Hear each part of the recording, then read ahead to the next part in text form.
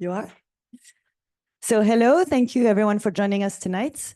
On behalf of La French Tech San Francisco and the French American Chamber of Commerce, California, we're very happy to have you this evening for this panel discussion on supply chain disruptions.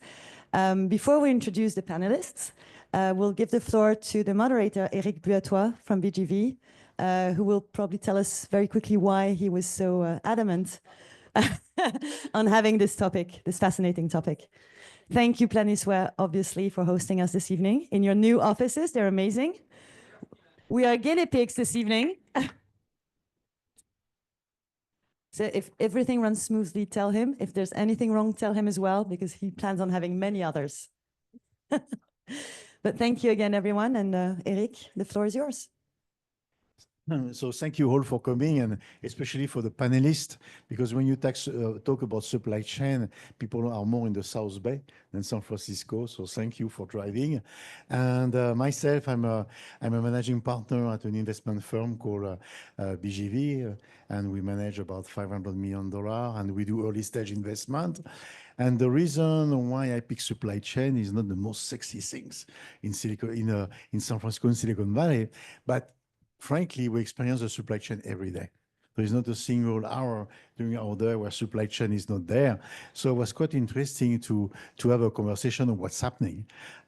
Usually supply chain, you start by asking yourself, what is the definition of supply chain?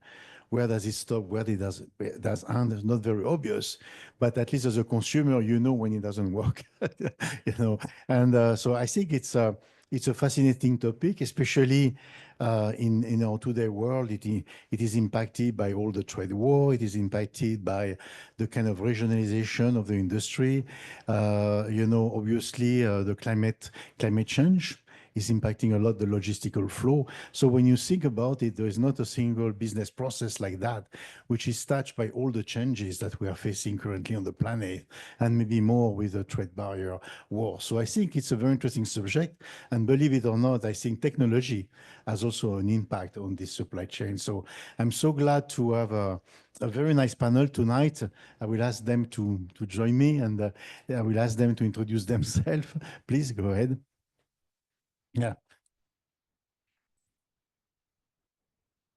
So I'm very impressed by this panel. You will see all the team there has an amazing amount of experience and expertise, and you will see that a lot of them are running their own startup, their own company, but at the same time they have a massive experience in a specific part of the value chain. So I will start from left to right. Okay, so Florent is obviously a veteran of the aerospace industry.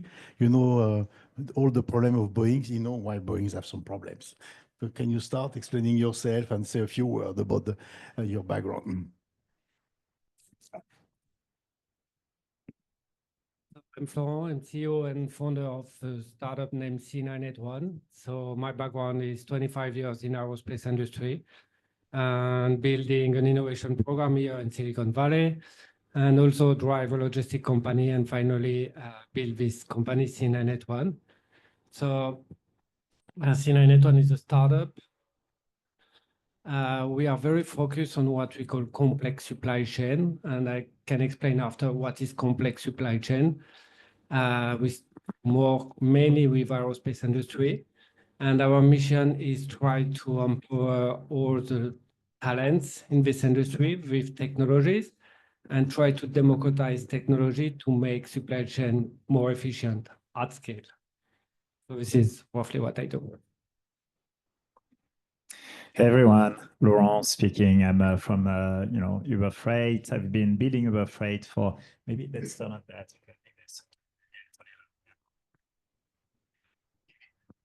Okay, much better. Okay, great meeting you. Very happy to be here. Thanks, Antoine, for the invite and everyone. So, Laurent, I've been building Uberfreight for the last, 8 years. So we started as a self-driving truck startup company back in, 2016. A few of us, and now we are like 4,000 employees, 5 billion of revenue, largest transportation company in North America. So Uberfreight has been quite a journey. My job was pretty much to incubate, bring capital, have the strategy, work on partnerships, create new teams, and hire great people, much smarter than I am. And Uberfreight today, we started as a marketplace like Uber, except Uber for trucks. So we connected like 2 million truck drivers on the platform with like thousands of shippers that need to move their goods.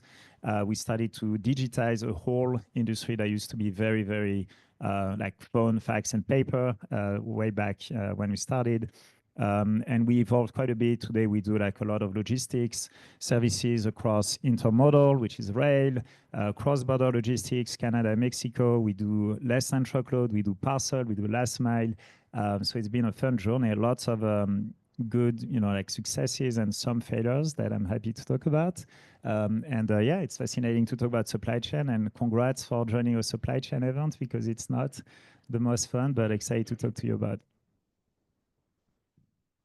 Thank you. Hello, everyone. I'm Luc, founder and CEO at Vitesse Automation. What we do in a nutshell is basically using AI to program virtual components that are managing operations, mostly for manufacturing, but also in the space of supply chain, more like supply chain automation, actually. And to go more into detail, that means we are creating digital twin, which is a replica of the world, to be able to take some risk there, because we don't want to to jeopardize the physical world and let the AI manipulate that physical world. So we go through these digital twins. It's a bit complex, but basically you have an intent. You tell the AI what you want to do.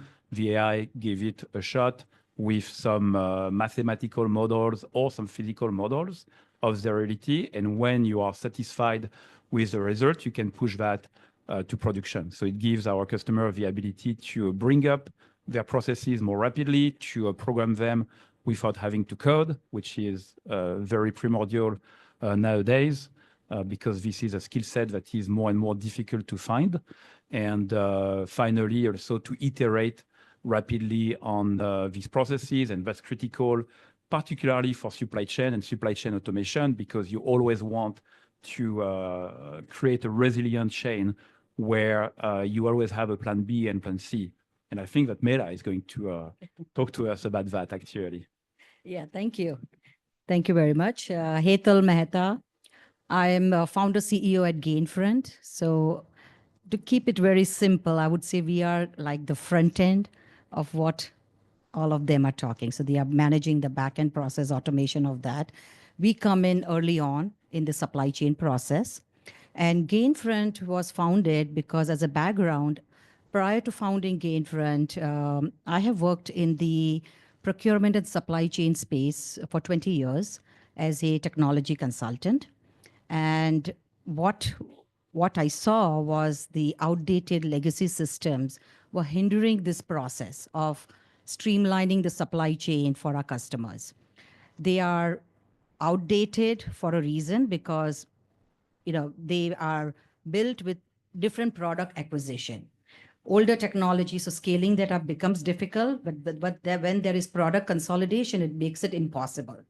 So there was a need to have a more modern approach and a more modular and flexible approach to manage this supply chain process, which is, I call it as a front end, which begins with identifying suppliers, through taking them through a sourcing process and understanding risk and integrating the newer mandates, which we all know is changing every day as we meet and listen to news.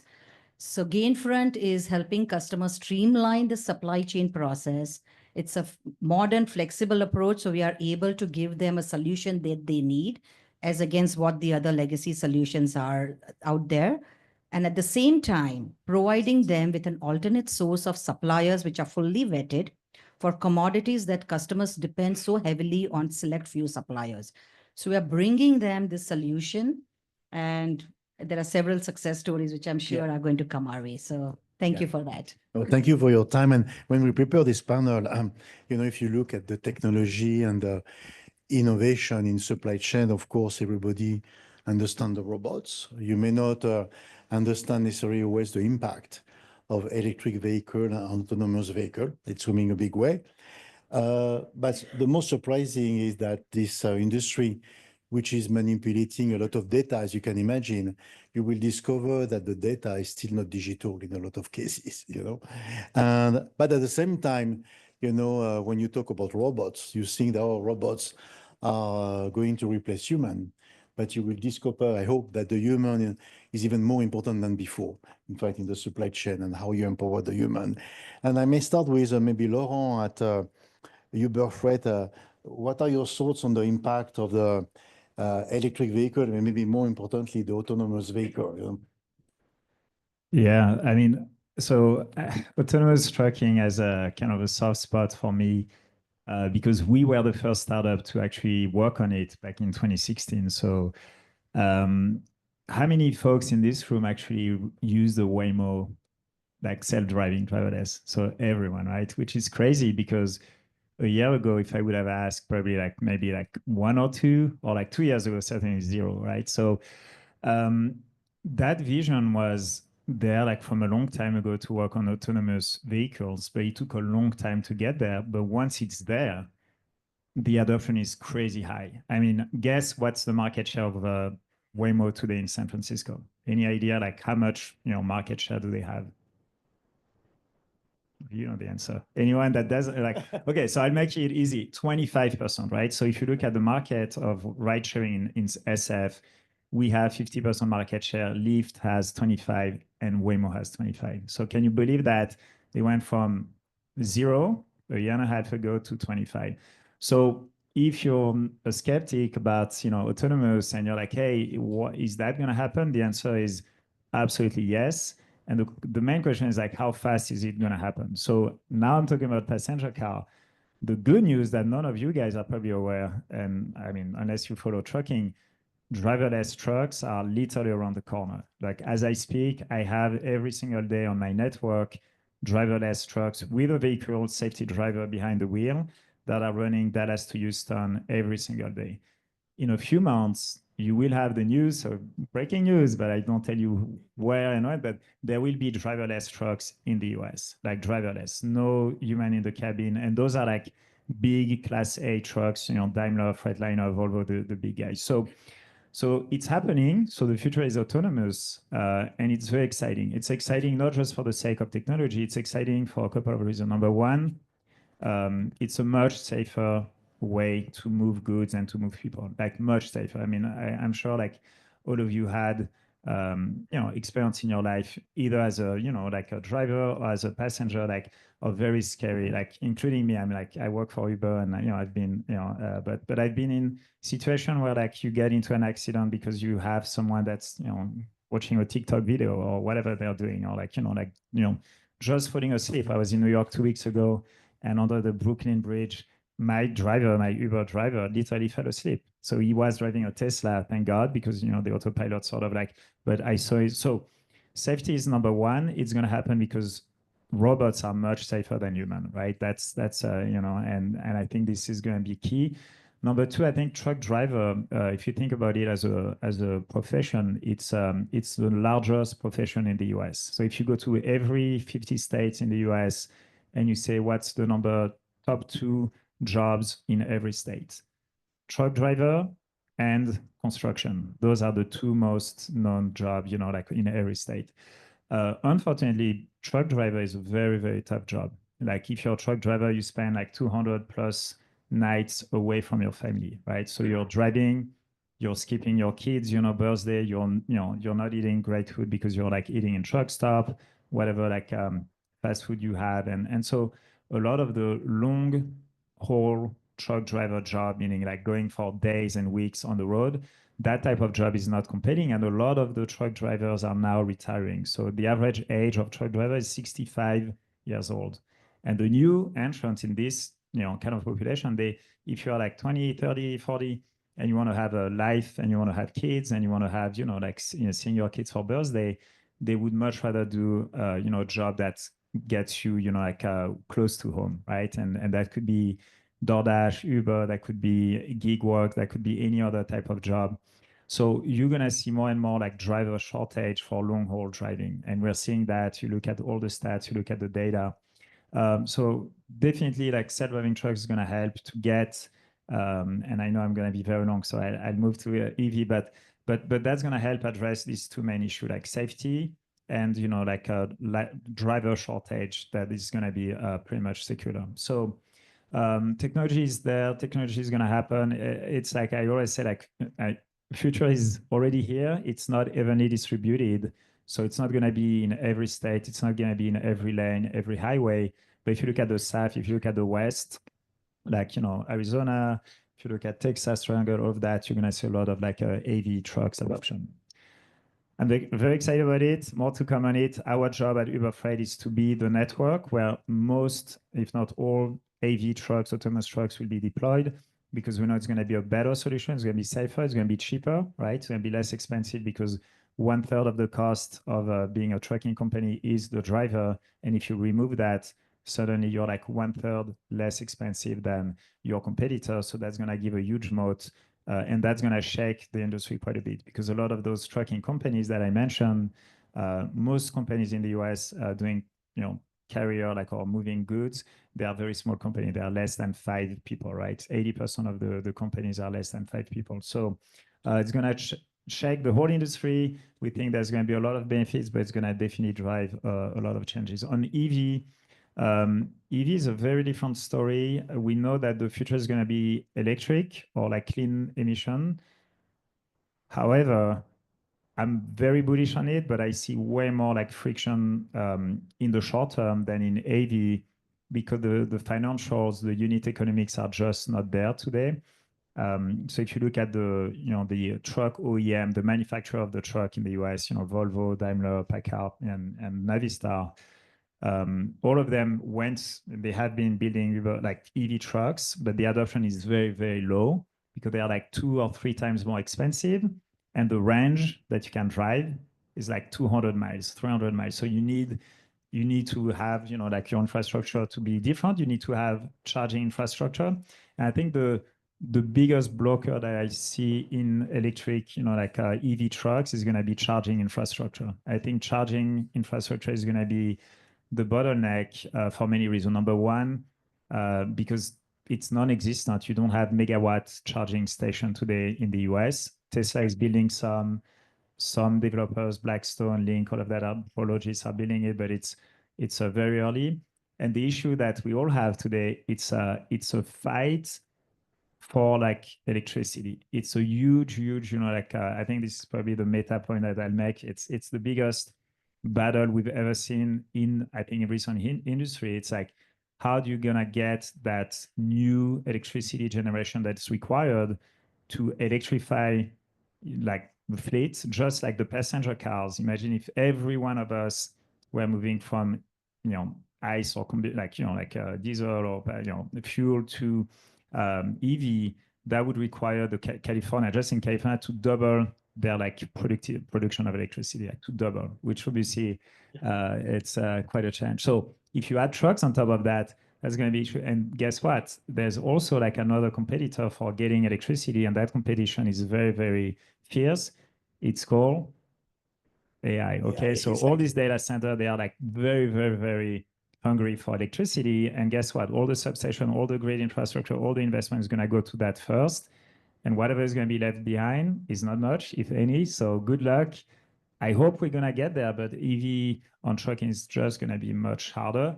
It will happen, but it's going to take time. It's just going to take time. And we need to get and build electricity ASAP.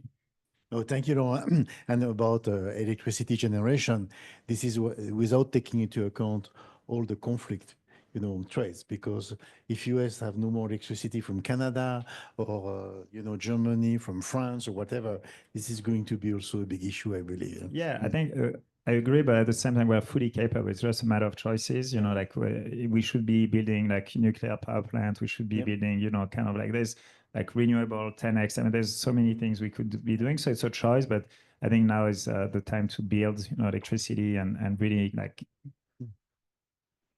yeah, exactly. And Chinese are producing electricity at 10 times cheaper compared to the US. So now we have to move a lot in the US with new infrastructure, especially new small reactor nuclear to change this. But it will not happen. No, I discovered recently on this topic that for me it was a big surprise. It's apparently cheaper to upgrade an old nuclear site than to build new nuclear site. There was a shock for me. Exactly. Anyway, let's move to robots. Luc had the pleasure to make one of the Tesla factory in Fremont working. You may remember Mr. Musk decided to go robot full Monty, and then Luc came and put the human in place of the robot. Tell us more about that. Well, I was fortunate to land there at the right time. So I spent 2.5 years at Tesla. My first mission was to work on the autopilot and firmware for the vehicle, so nothing to do with supply chain and manufacturing. However, because Tesla was ahead of its times, the computer that's inside the car was driving some of the manufacturing steps for the car itself. And so you can imagine that working on the software that's in the vehicle side, you end up being involved in manufacturing because at some point, the car gets stuck because the camera cannot, validate or calibrate itself and stupid things like that.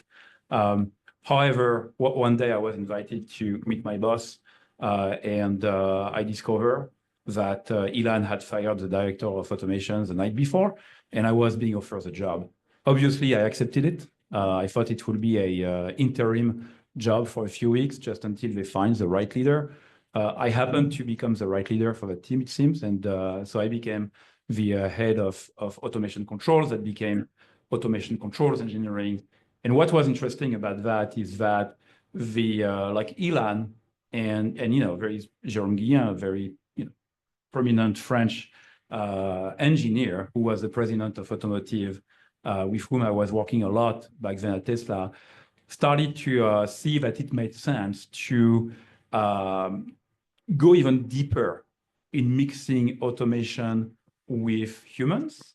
And that's the time, curiously, where Elon was tweeting about the production hell and automation hell. That was like 2017 and 2018. They could not produce the cars. And one thing that Jérôme Guillen did, on one hand, he started to put more labels as a backup to the robots that were like over-programmed and over-intelligent, basically.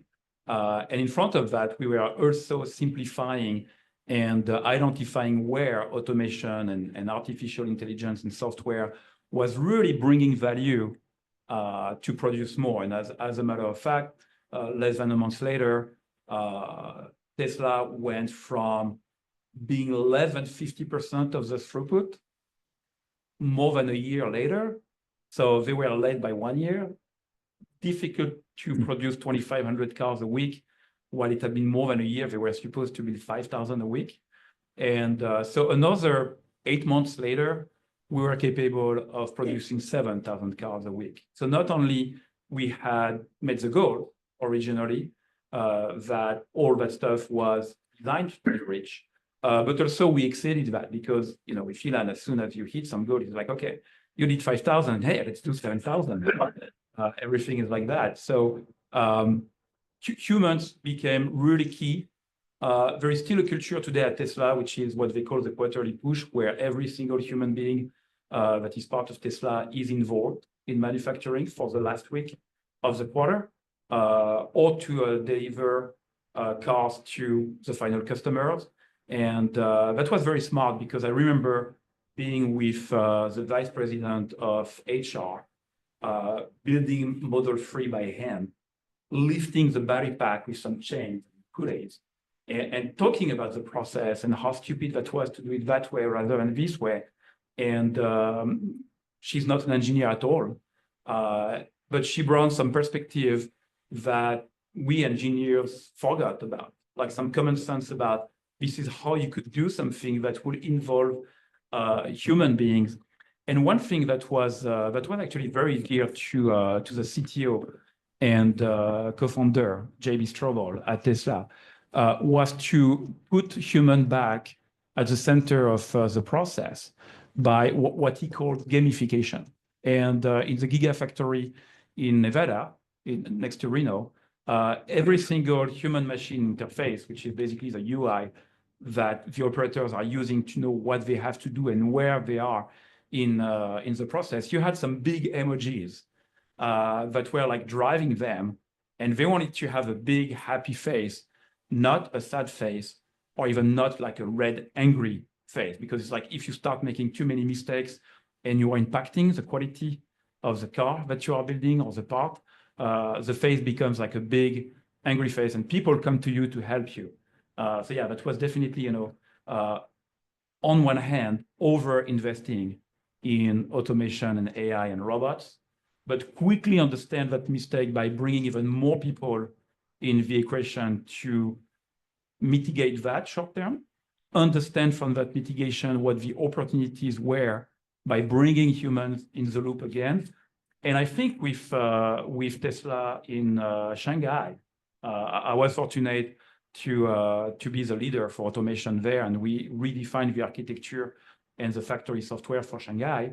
And I think that's the best balance that Tesla, like even as of today, reached with the right amount of people versus robots to work to produce like excellence. And what hurts me today is that if you look at the Tesla car, that's, you know, this is not recorded, is it? Yeah, that's good. So we learned that, you know, autonomous vehicle is a good solution, especially trucks, to replace the human. We learned in the factory that human is important. Yeah. Now, I must admit that when Boeing was making the headline, I never understood what was happening at Boeing. And Florent can tell you why Boeing is in trouble with quality and manufacturing.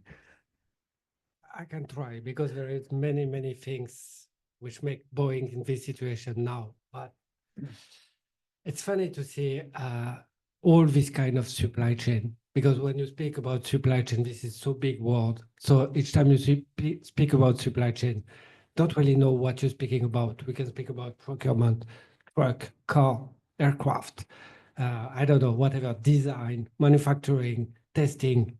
So it's difficult sometimes to define where is supply chain. So the thing is, when you come to what I call complex supply chain, like aerospace, the more the supply chain is complex, the less it's digitized, the less is you have data, and the more you have people in charge, the more the industry is handcraft. So if you think about an aircraft, you don't imagine maybe, do you have a number how many parts you have in an aircraft? An idea how many parts? 6 million parts in an aircraft. Yeah. 6 million parts, which can come from 80,000 factories around everywhere. So when you think about Boeing now, you have to monitor around, let's say, 20,000 suppliers for one aircraft, monitor quality, certification, be sure every part are bring at the good time, at the right moment, at the right level of quality, and ensure this aircraft will fly with no issue for the next 25 years. So it's almost like impossible to guarantee these kind of things. So yeah, so I think it's difficult to say Boeing is very bad. So there is a lot of things because of COVID, the layoff many people in the US. And so after, it was difficult to bring back all this engineering, all these skilled people in this industry and rebuild at the same pace. So maybe one part of the issue of Boeing came directly from this COVID phase. The other part is what I described, be able to monitor all this certification process and quality process and be sure your parts are correctly manufactured. And so the last part is maybe kind of bad luck. And I can't bet tomorrow on Airbus with no issue during the next 10 years, for example. But I believe this experience, maybe you should say a few words why you created your company. Yeah. I see a direct reflection of your understanding of this complex supply chain. Yeah, so the idea behind C981 is really, you have all these smart people, like they are engineers, they are manufacturing aircraft, they are designing aircraft. And now if you look at how they work, this is like, honestly, this is one ERP. Everyone knows what is an ERP. It's more financial product, procurement product, and a manufacturing product. And then this is Excel files and paper. And so each time you try to deploy at scale technology, it's super difficult because of cost of the technology, because of adoption of the technology. And so the idea behind C981 is really say, okay, I'm going to provide like superpower to all these engineers by democratizing tech and giving them this superpower to be able to be in charge of their day-to-day. They are smart. They don't need an IT guy who explains them how they should use the software or what kind of software. So if you can give them a platform where they have access to the best technology like AI, data automation, API, then they can create the tools they need to improve their performance and generate a lot of data. And based on this data, then you can aggregate the data and define more traceability, more productivity, visibility based on everything. So this is roughly what we are doing at C981 One. And so, yeah. Back to Hetal, when I met Hetal, in fact, she was coming to pitch her company to our partnership, and I was amazed to discover how little understanding of the supplier, the complex supply chain. For me, there was a big shock, not only in the traditional tech industry, but also maybe more scary, even in the medical sector. The poor understanding of suppliers is absolutely amazing. So tell us a few words about that. Yeah, sure. Thank you. So continuing on the robotics part of it, we have to start thinking of robots not just as hardware, obviously that is what we think, but also as in software. So that's what we are bringing to our customers is, as we call it, digital workers or agents in our platform, which is helping customers bring in more visibility into areas that could have been missed out because of manual process or not having sufficient data to begin with. So I'll give you an example of one customer where we were blown by how they are going to see about 28% improvement in their overall processes. There is a concept of data categorization when it comes to a supplier and the spend associated with that. Consistently, this was aligning with my previous experience in procurement and supply chain when it came to software, as well as we are meeting our customers and understanding from there. So there is no standard or no standard codes, or I would call it no standardization of categories. This is resulting into a lot of misinformation. So a great example was one of our customers, and they are in the healthcare pharma space. One of the categories that they source heavily, which is on the top 10, is sulfuric acid. Now, what happened is because they were not having this data categorization done accurately, and data was coming from fragmented systems, multiple sources. Some of them came in as sulfuric acid, some came in as oil of vitriol, and some actually just came in as acid. I mean, there is bad data. That led to misinformation, in terms of them making decisions. So that overall spend for sulfuric acid was missing those other two categories. Digital workers or AI, as we use in our product, is standardizing these codes, showing customers overall value and accuracy of what their spend is. But what we are also doing is triggering a process using agentic AI, and as we call it, AI agents or digital workers, that is now capturing codes from suppliers who are available in the customer's database as well as in our database, and giving them this alternate source so that they are not going to be dependent on select few. What they are also going to end up doing, we know that they will, once they get these codes, is renegotiate with the existing supplier. So again, getting savings from volume discount and data consolidation, and supplier consolidation.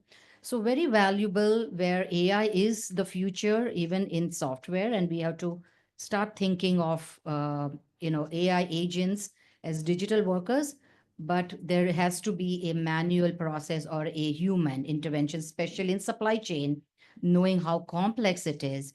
And as you were mentioning, the compliance regulations that are required in the supply chain, that also is automated through AI agents in our solution. But you're right, that can cause to non-compliance. So there is a balance in introducing AI when it comes to supply chain, where it is in software, and there has to be a manual intervention where they will make that decision. So Yeah, there are many such case studies, but this one was exciting because the customer is super excited. They're going to see some savings over here. Oh, thank you for that. And that's why we're about to come because we know that AI and data is coming, is going to solve the world, but the practitioner know there are very few success stories.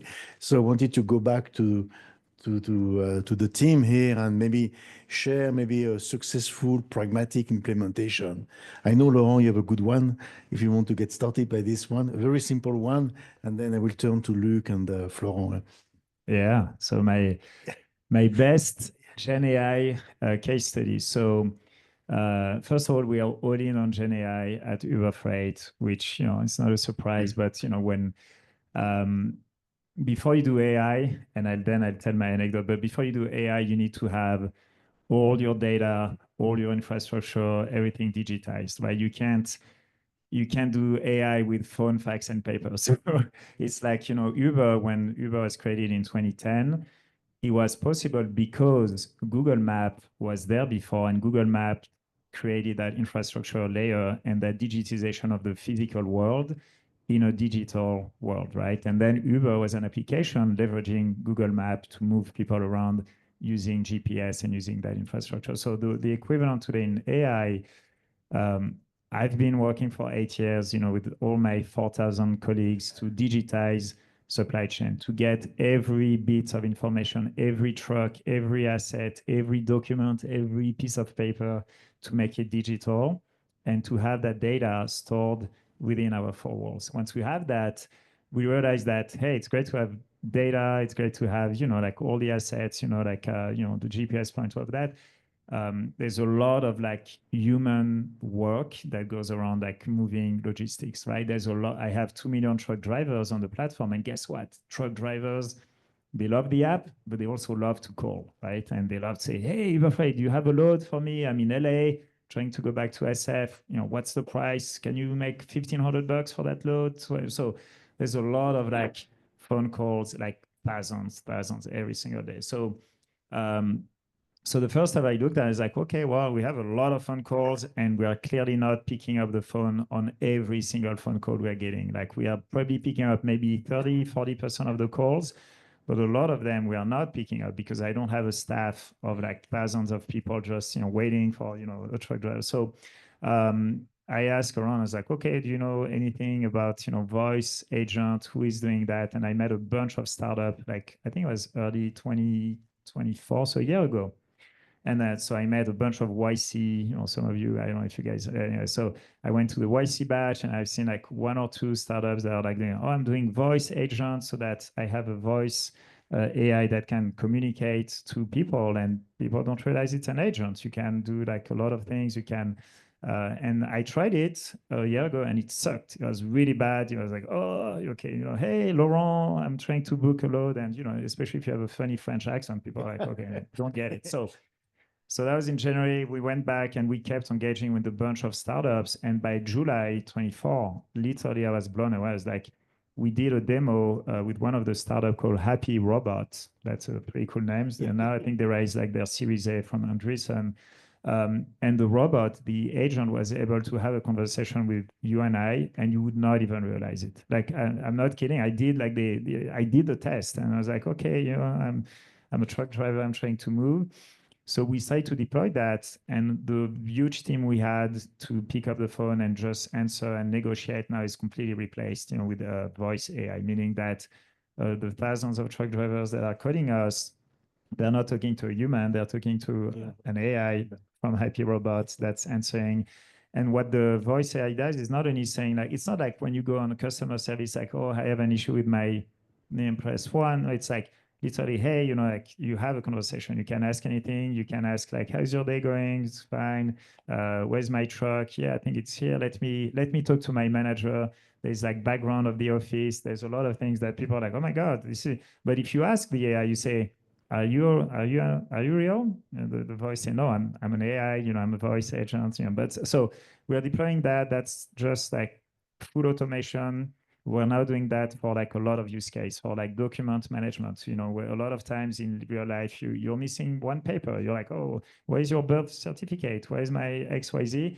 or like billing, collecting, you know, when you need to collect from your customers, what do? You ask people to call, to email. Now we're doing that with agents. So I'm doing that left and right within our four walls.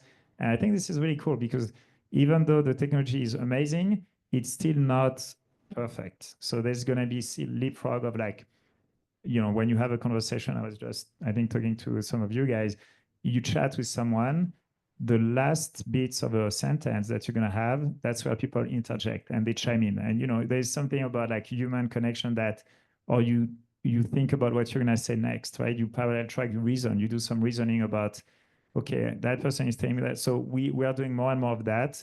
And that taps into models that need to have extremely low latency, like super, like milliseconds, so that you don't want to talk to an agent that's going to pause for 2 seconds and say, hi.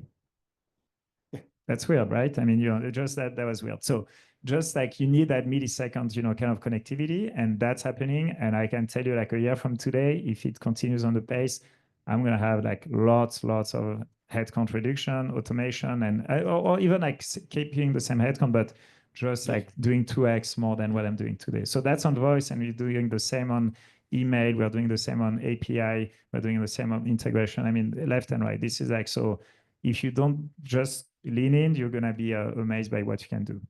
Oh, thank you. I understood that there is still an area which is difficult to automate is all the custom process. But I found a startup, by the way, that found a solution to automate the custom process. Yeah. Need to map to automate process. It's not that hard. You just need to map all the workflows within your, and then once you have that, you can actually automate a bunch of it, you know, using LLM doing that. So moving to Luc, who is talking to robots are talking to you. Yeah. Go ahead.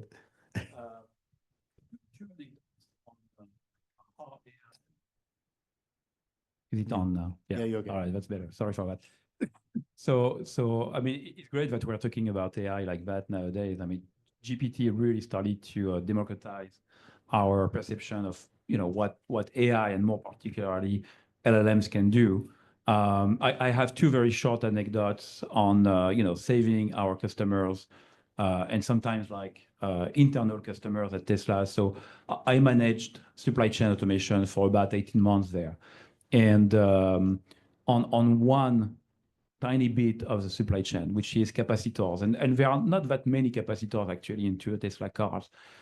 We invested with one team of 8 engineers for maybe 5 weeks, and we saved the companies $50 million a year on capacitors, cost of fluctuation, like fluctuation of cost and availability, sorry, on capacitors. So by just providing the supply chain and like the global supply managers some insight, some prediction about the cost and the availability of capacitors. So by basically suggesting when to stock and when to tap into the stock, and also tracking the supply chain. So through some, you know, Google Earth API that about every single logistics company in the world have today.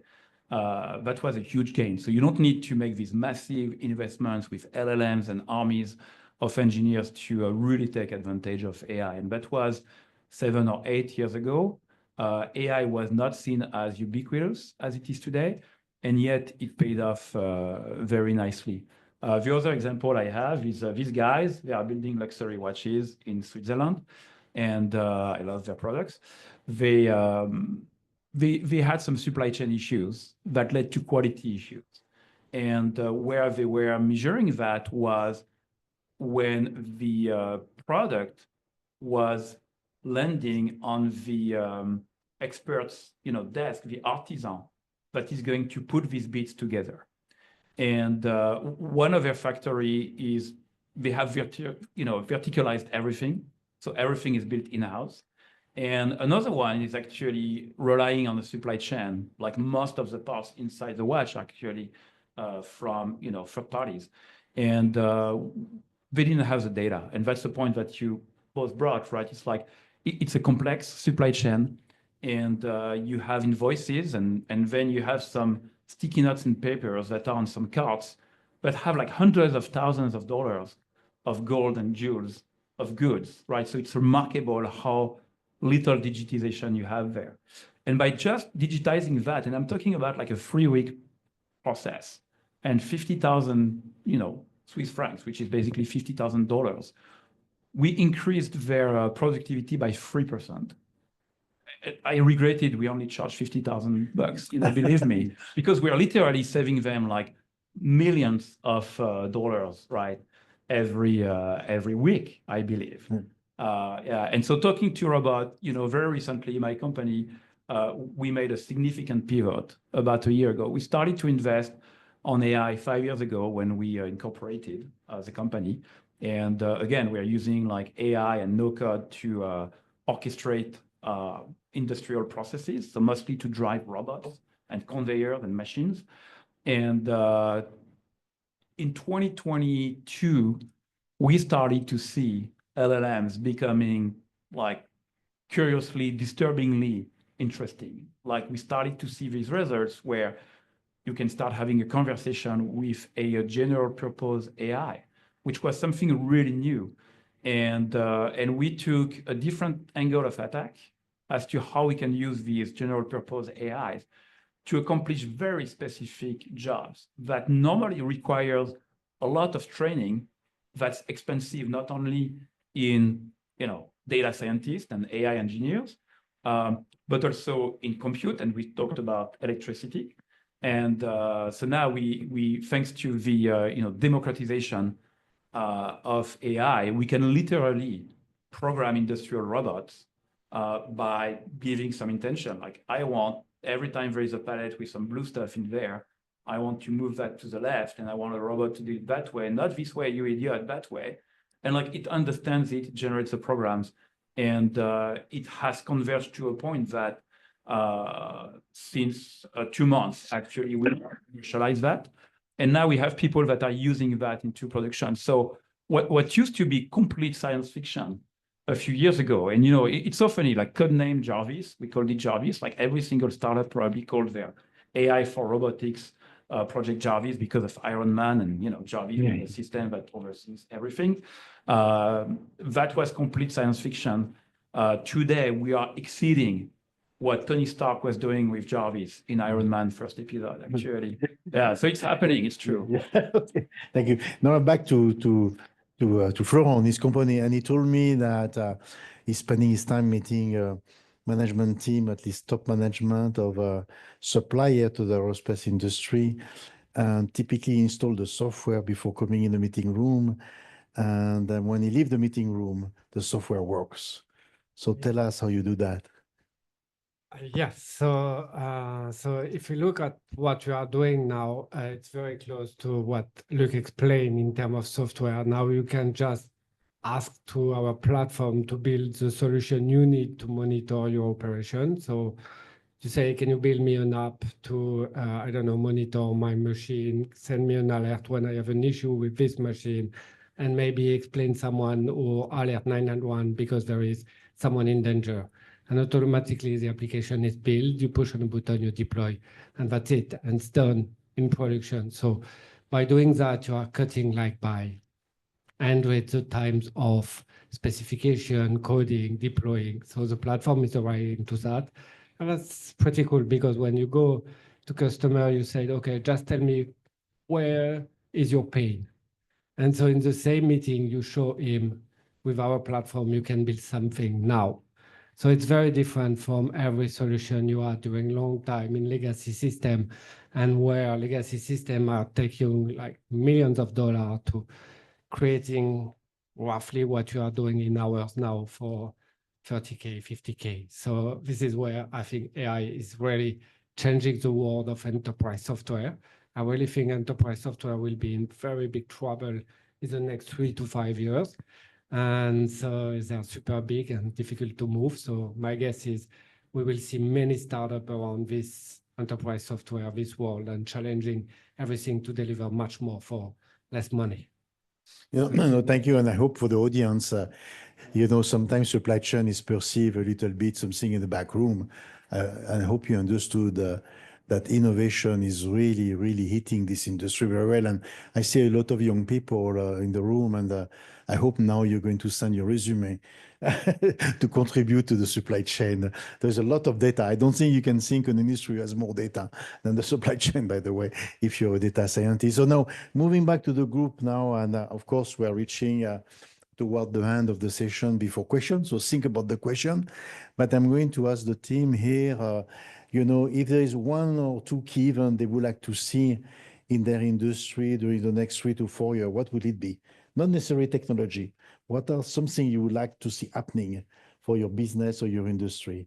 I don't know who wants to start first. Hetal, again.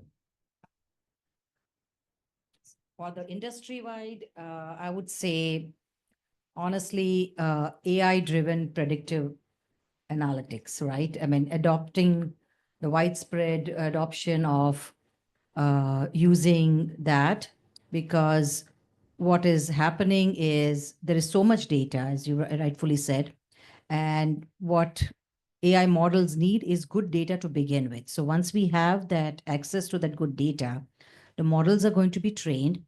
And I hope to see that it will move in that direction, because what you can get now is prediction for forecasting and integrating things that otherwise was not possible, like, you know, foresee any geopolitical issue or weather patterns or resource scarcity. All that can be integrated into AI models. So I certainly think it is going to go that way. We are already working on that on our product. And that's probably what I think we are going to see as a disruption and a need in the supply chain industry. Maybe by going back to Laurent, sorry, I'm a bit changing the flow, but this whole area of risk management in general at a bigger level, weather, route disruption, whatever you can think about. How do you deal with it at Uberfreight? Yeah, I mean, fires. No, I mean, ice storm. It's a good question. So we know, I think that transportation is really impacted by severe weather events, right? I mean, if you look at the last few weeks, if you look at, for example, LA, you know, when the fire happened, like the whole infrastructure and the whole ride-sharing business came to a halt, right? Same for Uber Eats. So, you know, you have those extreme but more frequent event that unfortunately will happen. It's not a question of if, but you know what's going to be the severity of them. And we know that those very severe events will impact every businesses, but definitely the business of transportation is going to be like the most impacted, right? I'll give you one data on that. Back in 2020, in March, literally when the pandemic hit, in a matter of a week, the total business for Uber global, we lost 80% of revenue in a week. So imagine if you have a business that's, you know, like 140 billion market cap, 150 billion revenue, like massive business. And in a week, 80% of your business is gone. This is the type of and that was the pandemic. It wasn't like, a weather event. So how do you build resiliency? How do you build new muscles that you need to be, first of all, you need to be in survival mindset when this type of event happens. So I had to, cut left and right. My team, Uberfreight, I mean, we were much smaller at the time. We're like 1,000-ish employees, which was already a lot, but we had to let go 25% of the people overnight. And then we had to cut Europe. I had just launched Europe and I was excited as a French guy, say, hey, I'm going to launch Europe. And then we had to divest it. So you need to be able to really make sure that, you can pivot and act quick. So you need to make quick decision on weather. I think weather related, that's the beauty of companies that are doing bits and atoms, right? That are physical world and software, because when you do that, you can actually have a real impact on the day-to-day, right? I mean, for example, I'm much more excited to work on transportation than I am to work, if I was to do funny, cat faces on TikTok or whatever. I mean, some people may work at Snap, but I find it more interesting to be able actually to provide best technology and physical, industries together and help, the world to face, the challenges that we're going to face. So it's not dark. I mean, we can play a role. I think I I just spoke about the biggest challenge or biggest opportunity that could happen to make this, the US and the rest of the world better. We need to produce electricity. I mean, it's clear that we need to decarbonize the world. We know that to decarbonize, like transportation is like 25% of the emission of CO2. We need to go and get that clean electricity built. So we need permitting, we need to invest in infrastructure, and that's going to be the biggest development. And if you do that, then you're going to have cheap electricity. You're going to be able to move passenger cars and trucks to EV. You're going to have much better, like cities. If you add on top of that autonomous, guess what? You're going to have less cars, less trucks, because you're going to have much higher utilization. Your car that's sitting in your garage, for folks who still have a car, that car is used, maybe 5-10% of the time. If obviously you can use a car and 10x the utilization, the number of cars that are going to be used is going to be 10x less. And that's going to, so anyway, so I think it's up to us, all the entrepreneurs, all the people that are building great companies, to make that kind of investment, bring the best people, bring the best talent, the capital into the business. And if you do that, I think we'll be able to help decarbonize transportation and obviously be more resilient as we face some severe like weather events. Yeah, no, thank you. So get more electricity. Florent, what do you like to see happening in the industry in general? To going a little bit, the same thing is, if you look at the manufacturing plants now, you have like millions of factories to retrofit, and you need to make this industry much more sexy than she is now. And so I really hope we will have like a lot of startups working on AI, trying to attract new talent for this industry, because now this industry definitely lacks of talent. And I think if we want to change this manufacturing world, we need new generation coming in this world and try to make something pragmatic and more maybe around changing the world, like reducing the carbon impact and improving the performance of all this factory. Otherwise, it will be difficult for every place in the world, I think. No, that's good. So for the young people, you understood, you have to find a job in the supply chain. Look, there's great talents. Exactly. I mean, you'll be amazed. Exactly. For the last 8 years, I've seen so many amazing talents on from engineers, marketing, sales, operation. There's really, really good talents. I see what the talents we have at Uber is phenomenal. So, Luc?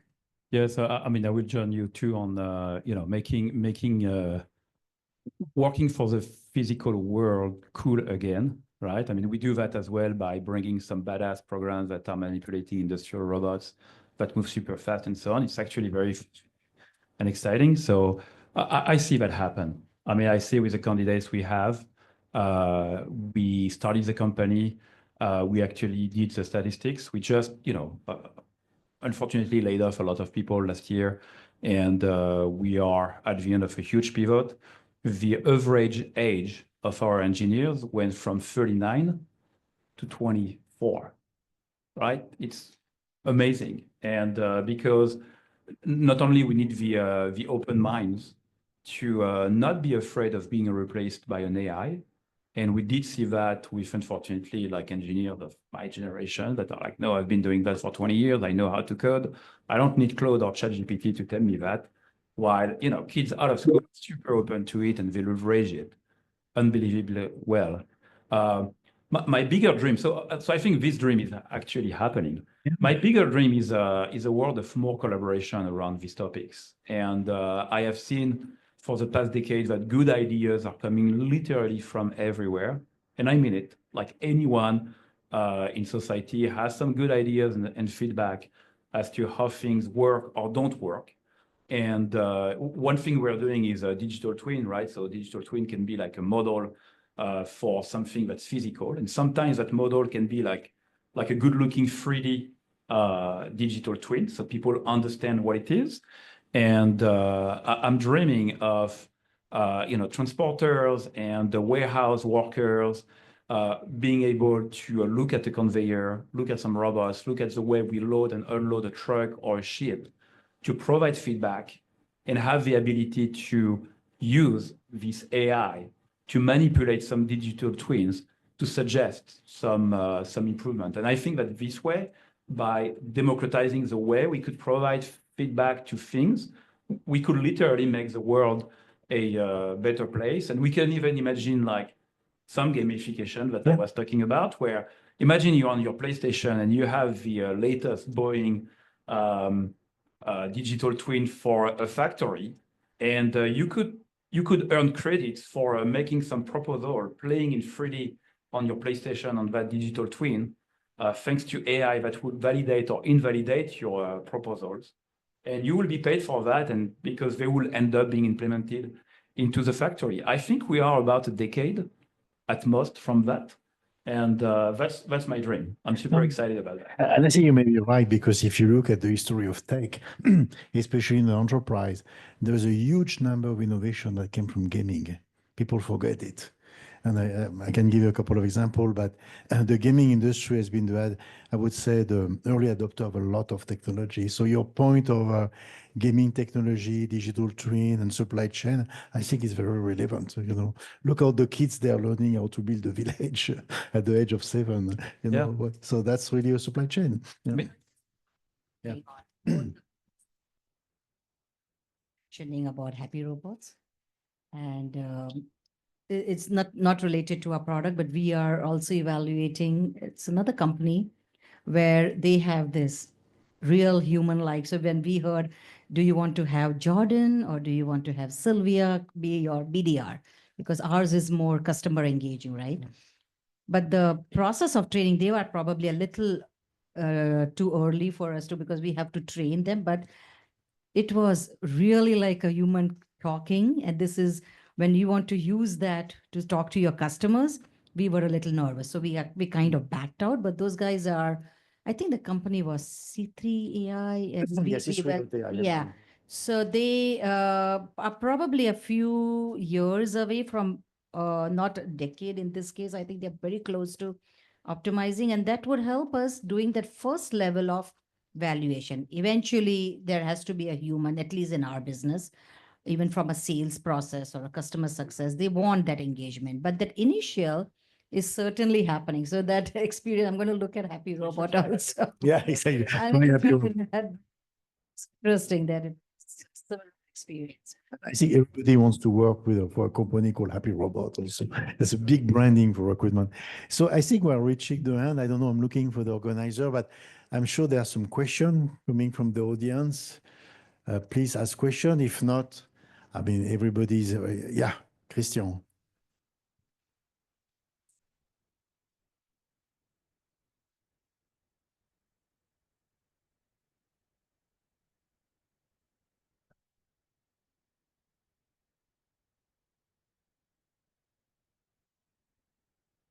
Who's the man?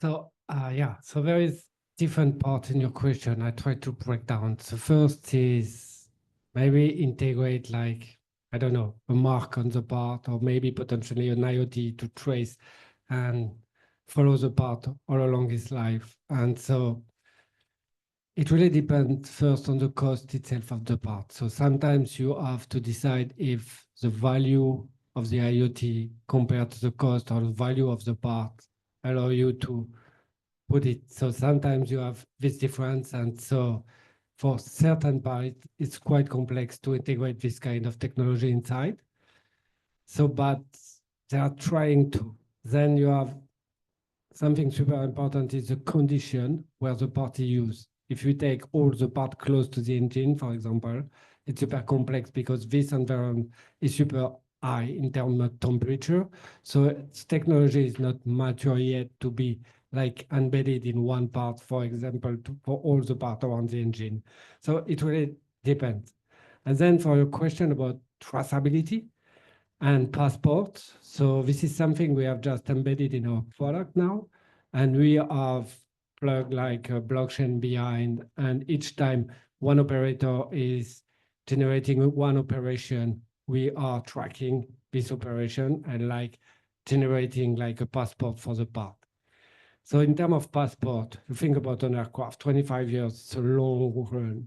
So you have to know everything is going to happen during the next 25 years. And so I'm thinking about designing, manufacturing, and maybe be used on an aircraft and then come back from maintenance and then maybe dismantle, rebuild, remanufacture, and then re-put on an aircraft. And so all this life cycle to follow is pretty complex in terms of traceability. So, but yes, this is a very, very big topic, and aerospace industry looking at it for a long time. Yeah. Please go ahead. No, for the team.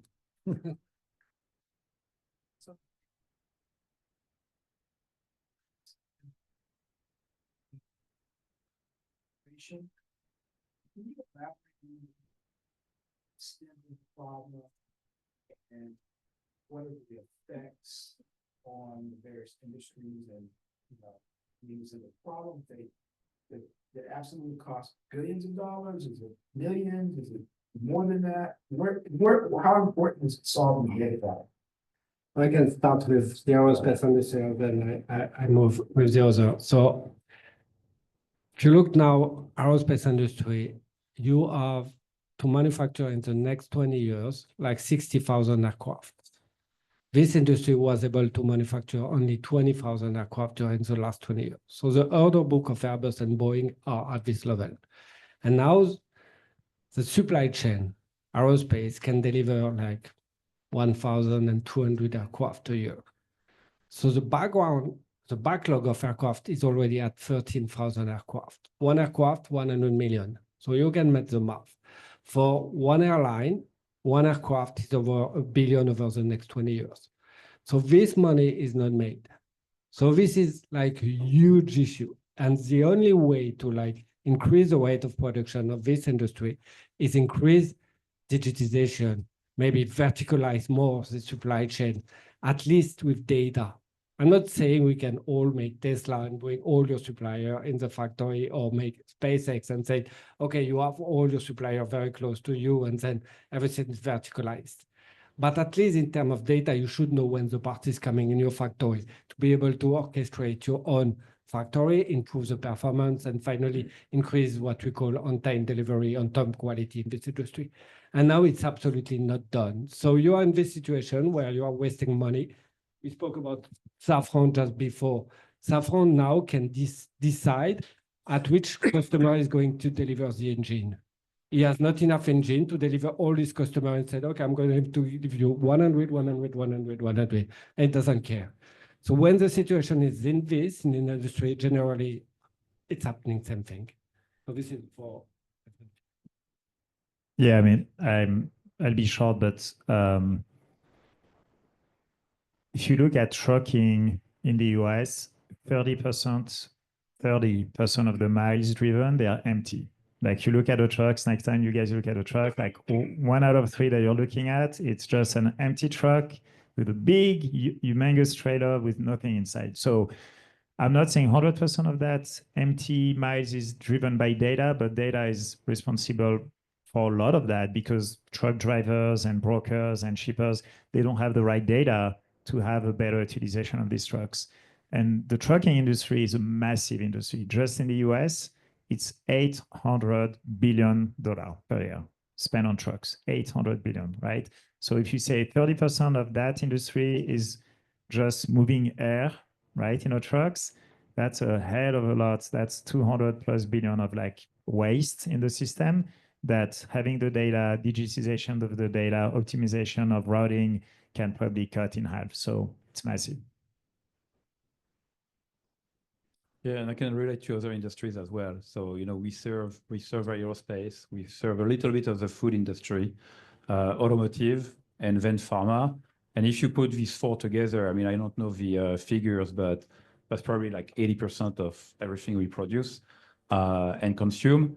And the topic and our gateway product is actually called the gateway, and that's the gateway that's bringing the data from the physical world to the data centers.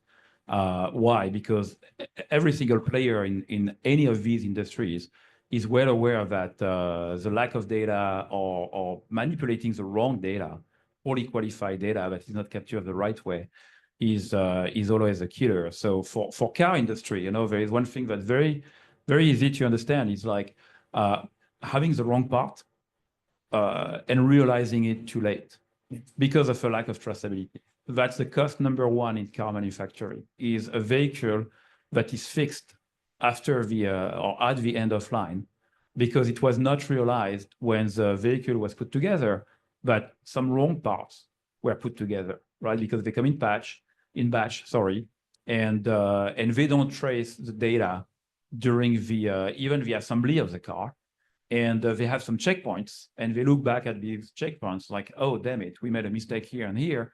So nowadays we are trying to understand that as soon as we can, and they do that in supply chain and in warehouses and like what is called material flow engineering as well, because it's part of the supply chain. It's when you have delivered the supplies to a facility that is going to transform that or to turn that into a product by assembling these things. There is another discipline of supply chain that is called material flow engineering. That's basically the same, but in-house. And the issues there are the same. We at Tesla, for instance, we were seeing 50-50 between the mistakes that were made on the supply chain, so third-party suppliers, but also in-house logistics and material flow engineering as well, because of the lack of traceability.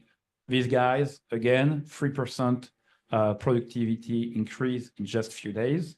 One gold box for a luxury watch costs 12,000 Swiss francs.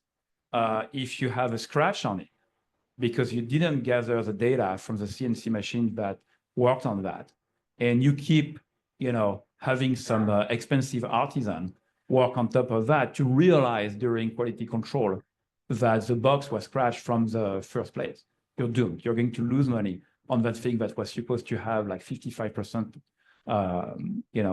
profitability, right, etc. So being at the confluence of all these industries, I can, relate and say, yeah, that's critical. Data is king in all these disciplines, and these are those who are making the difference. Good. So I'll make it very short and quick, specifically as it applies to our space, which is managing supplier life cycle and supplier management. And to answer your question accurately from what we have seen, what percentage of data is bad? We are working with over 70 Fortune 1000 companies. Every single customer is working with bad data. In the range of 30 to 38% is the data that is inaccurate. It comes from insufficient information on their suppliers. They are not even having information on any risk factors that are associated with that suppliers. And there is duplicate data running around. These are suppliers they're working actively with. So it's a huge problem. It is a huge problem if you are looking to understand that space and get into data. And I mean, I personally love data. Even from a personal standpoint, I want to get all my numbers checked. I want to know what is my VO2 max. Data is good. And good data is very important, both from maintaining and understanding your supply chain as is. And to train the AI models, you have to have that accurate data so the models can do the prediction accurately for future. So I hope we all answered your question, but it's very bad from what I have seen and what we are seeing with our customers. And we are helping them with LLM models and understanding what is exactly that they are looking for and bringing that accuracy in their data as is and training our models to help them with AI in terms of predictions for future. You know, thank you. I think we are competing now with the wine and the food. We are going to lose. Anyway, I think it was a fabulous panel. I would like you to thank the panelists. Some of them drove from Saratoga, you know, and you know, it just, you know, that's a format of the event we organized with the French Tech and the French American of Commerce. That's just the beginning of a dialogue. So please meet these gentlemen, continue the conversation. They, you know, they are passionate about what they do. And I hope you understood that there's a lot of things to be done using technology in this industry. Thank you.